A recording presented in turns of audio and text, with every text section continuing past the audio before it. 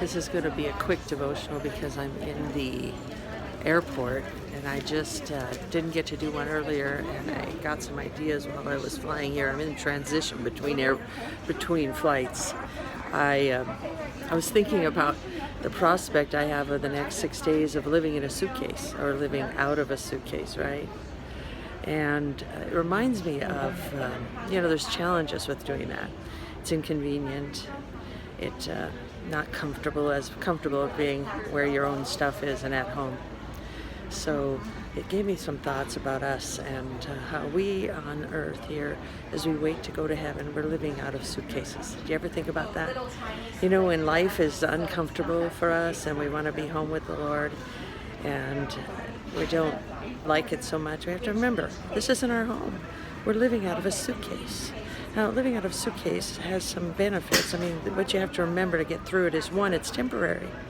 It's temporary. We're not going to live out of a suitcase forever.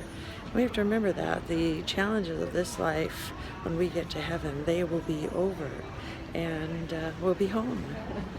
The second thing we have to remember is the journey, wherever we're going, that we're choosing to go and live out of a suitcase, is probably a beautiful place to visit temporarily. I'm going to Eastern Washington to visit a cousin, and it's beautiful, and it's worth living out of a suitcase for a while.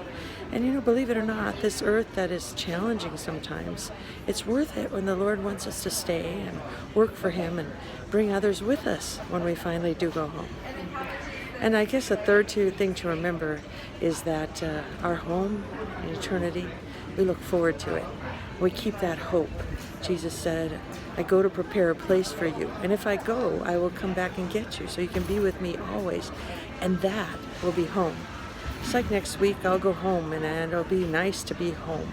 Just think, forever we have a home that Jesus is preparing for us. And then it will be all worth it, even all this living in a suitcase.